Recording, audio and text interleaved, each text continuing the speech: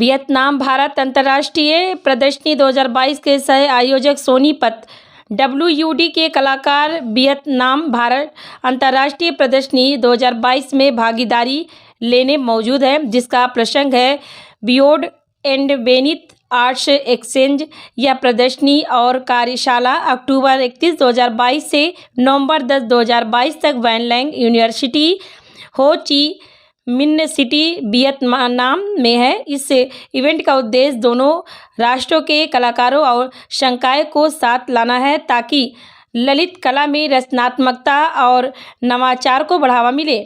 यह प्रतिस्पर्धा 2 हिस्सों में है, जिनमें 11 मेधावी भारतीय कलाकार और 20 वियतनाम के कलाकार भाग ले रहे हैं। इन दिनों में छात्रों को वियतनाम के संग्रहालयों और आर्ट गैलरी से अवगत कराया जाएगा, ताकि वे प्रेरणा ले सकें।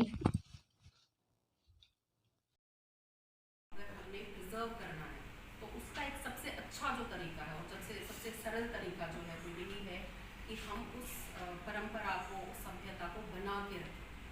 तो लोगों को, हमारे समुदाय के जो बिखर चुके हैं, हम एक दूसरे से वो जोड़ जो हमारा था, रिश्ते जो हमारे थे थोड़े से दूर हो गए थे, उसको हम जोड़ने की कोशिश, एक आस जग गई कि हम शायद कभी वापस जाएं।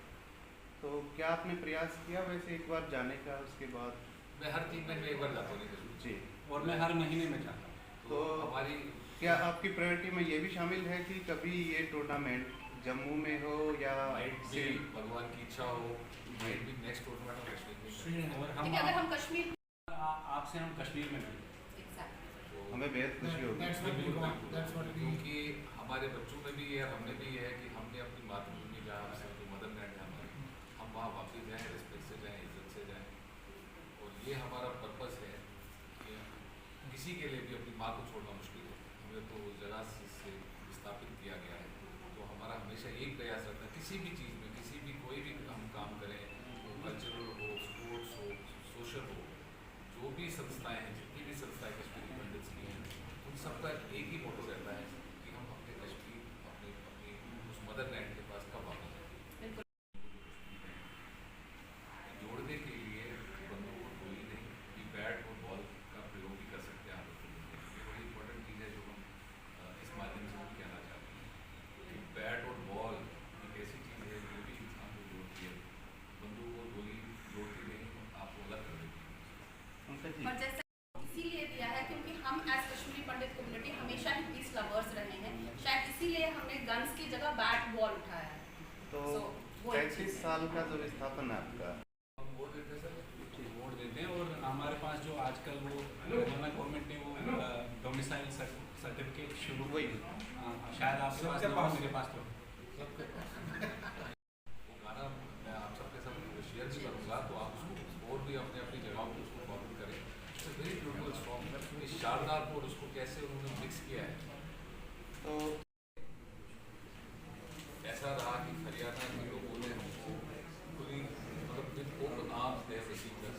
आज हम सब अपने अपने काम में जो भी हम बैठे हैं यहाँ, इसी स्टेट की वजह से हमारे घर में रोटी चल रही है, इसी स्टेट के लोग में हमारे दोस्त हैं, फ्रेंड्स हैं। तो मैं कह रहा था कि हमारा अभी एक इस KPL के लिए एक हरियाणवी गाना भी हमने प्रमोट किया है। मेरे ख्याल से पिछले भी कुछ लोग 20-30 साल से यहाँ पर रह रहे हैं। जो आपकी अपेक्षा सरकार से है वही अपेक्षा हमारी भी है। हम इस समुदाय से हमने कुछ रिक्वेस्ट करी थी। तो क्या जो ज़्यादातर जो कश्मीरी हैं वो एक इंस्पिरेशन ही है जो शायद उनको आगे ले जाती है। आशा है बिल्कुल किया जाएगा, ऊपर वाले की इच्छा होगी तो कुछ भी किया जा सकता है। देखिए जैसे हम अगर टीम्स की बात करेंगे तो अराउंड 53-54 टीम्स हैं जो इस बार खेल रही हैं। तो अराउंड 800 तो पार्टिसिपेंट्स ही हैं प्लेयर्स की अगर हम बात करेंगे। अपार्ट फ्रॉम दैट जो हमारे वॉलंटियर्स हैं, जो हमारे सब लोग जो जुड़े हुए हैं इससे, तो उनको मिला के अराउंड 1000-1200 लोग तो होते ही होते हैं। हाँ जी।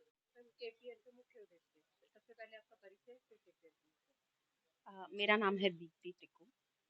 मैं भी इस KPL से जुड़ी हुई एक आप ये समझ लीजिए कि एक ग्राउंड लेवल वर्कर हूँ। और उद्देश्य तो मेन यही है कि जैसे हमने कहा कि एक तो हम अपनी जो कम्युनिटी के लोगों को आपस में जोड़ें, और सिर्फ अपनी कम्युनिटी के लोगों को नहीं, अब जो हमारे जैसे हम थोड़ा ग्लोबल होना चाहते हैं और हम सबको अपने साथ जोड़ना चाहते हैं। प्लस एक इम्पॉर्टेंट बात जो है कि हम सब लोगों को, जो हमारे बच्चे हैं जो यहाँ पे ही हुए हैं, क्योंकि 32 साल पहले हम पलायन कर चुके थे अपने देश से, अपने कश्मीर से, तो हमारे बच्चे यहाँ हुए हैं, तो उनको अपनी संस्कृति से जोड़े रखना एक बहुत ज़रूरी बात है। तो उनको अपनी लैंग्वेज, संस्कृति से जोड़े रखने का ये एक तरीका है। जब हम सब लोग मिलते हैं, कुछ अपनी लैंग्वेज में बात करते हैं, कुछ अपने संस्कारों, संस्कृति के बारे में बात करते हैं, तो ये हम सिर्फ आपस में नहीं जुड़ रहे हैं, हम अपने रूट्स के साथ भी जुड़े रह रहे हैं। वो बहुत इम्पोर्टेंट है। केपीएल में हमारा मुख्य रोल, सबका हमारा ये मुख्य रोल है कि हम बिल्कुल दिल से, जान से इस केपीएल को आगे बढ़ाने की कोशिश कर रहे हैं। इसलिए कि हम अपने बच्चों को, इनफैक्ट जैसे मैंने कहा कि बाकी जो हम कम्युनिटीज़ हैं उनसे भी जुड़ रहे हैं। सब बच्चों को, सब महिलाओं को एक कॉन्फिडेंस बिल्डिंग का एक प्लेटफ़ॉर्म मिलता है उनको यहाँ पे, कि हाँ, मतलब वो एक चीज़ में अच्छी हैं, वो दूसरी चीज़ में भी अच्छी हो सकती हैं। तो वो जब तक एक इंसान को अपना पोटेंशियल पता ना चले, क्योंकि देखिए इंटरनल स्पार्क हर एक में होता है शायद, पर उस इंटरनल स्पार्क को एक एक्सटर्नल पुश की ज़रूरत होती है। तो ऐसे प्लेटफ़ॉर्म्स जो हैं वो एक एक्सटर्नल पुश देते हैं। तो वो एक्सटर्नल पुश बहुत ज़रूरी है। तो ऐसे प्लेटफ़ॉर्म्स में चाहे बच्चे हैं, चाहे बुज़ुर्ग हैं, जैसे कि पंकज जी ने अभी बताया कि 65 साल के भी हमारे कुछ बुज़ुर्ग लोग हैं जो खेलते हैं और बहुत अच्छा खेलते हैं, कि वो मेनस्ट्रीम।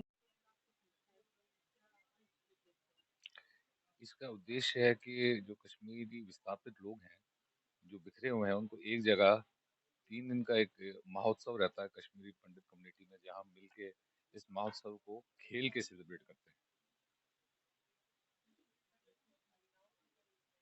महिलाओं का बहुत योगदान रहता है, घर से लेके इस खेल तक हमारा योगदान बड़ा रहता है। महिलाओं का सबसे बड़ा योगदान रहता है कि कोई भी काम हमारे जो हमारा रिलीजन है उसमें सबसे पहले जो भी चीज़ होती है वो महिलाओं से ही शुरू होती है। तो इसमें 4 कैटेगरी हैं इस टूर्नामेंट की, जिसमें बच्चे खेलते हैं, बॉयज़ एंड गर्ल्स, जो छोटे बच्चे होते हैं अप टू 15 इयर्स। उसके बाद जो मेन टीम्स होती हैं, मेन टीम में यंग जो बच्चे होते हैं वो खेलते हैं। एक वुमेन की टीम होती है, लेडीज़ की टीम होती है, वहाँ लेडीज़ का उसमें पार्टिसिपेशन होता है। और एक वेटरन टीम है जो 40-45 साल से ऊपर के युवा हैं, लगभग 65 साल के युवा तक उसमें खेलते हैं। 55 टीमें हैं जी। ये पूरा मतलब भारत से काफ़ी जगहों से हैं, जम्मू से हैं, कश्मीर से हैं, चंडीगढ़ से हैं, जयपुर से हैं, और गाजियाबाद, एनसीआर, सारी टीमें आती हैं।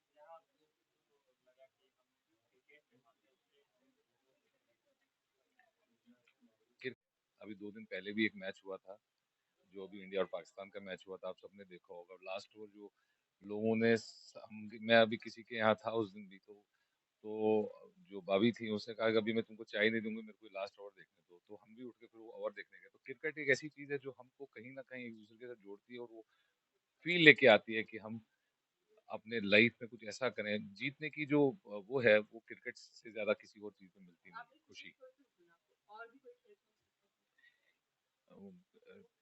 हिंदुस्तान में हर हिंदुस्तानी का क्रिकेट एक अलग ही रिलीजन है। It's a religion, I think it's not a game now in India.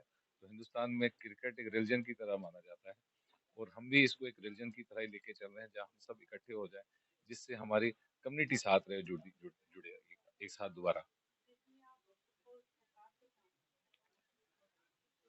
Haryana सरकार से गेम के प्रति तो हमारा यही है कि वो हमारा सपोर्ट करें। कभी भी हमको जो एडमिनिस्ट्रेटिव सपोर्ट चाहिए होता है, जो आपको परमिशन चाहिए होती है, उसमें कोई खलल ना आए, क्योंकि ये जो टूर्नामेंट होते हैं उसमें 5-6 हज़ार लोग इकट्ठा हो जाते हैं। तो एडमिनिस्ट्रेशन को भी ये बड़ा रहता है कि भाई 6 हज़ार लोग एक जगह इकट्ठे हों, तो उनका सपोर्ट उस वजह से चाहिए होता है।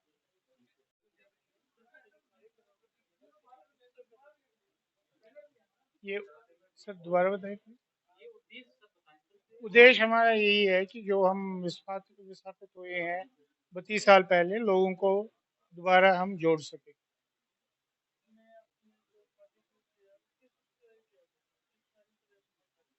पार्टिसिपेंट कार्यक्रम तो यही एक क्रिकेट का रखा है जो लोगों को जोड़ जाएगा। और पार्टिसिपेंट्स कौन कौन है? बच्चे हैं, महिलाएं हैं, मेन स्ट्रीम एडल्ट हैं, और इवन अप टू 65 साल तक जो भी लोग हैं वो जुड़े।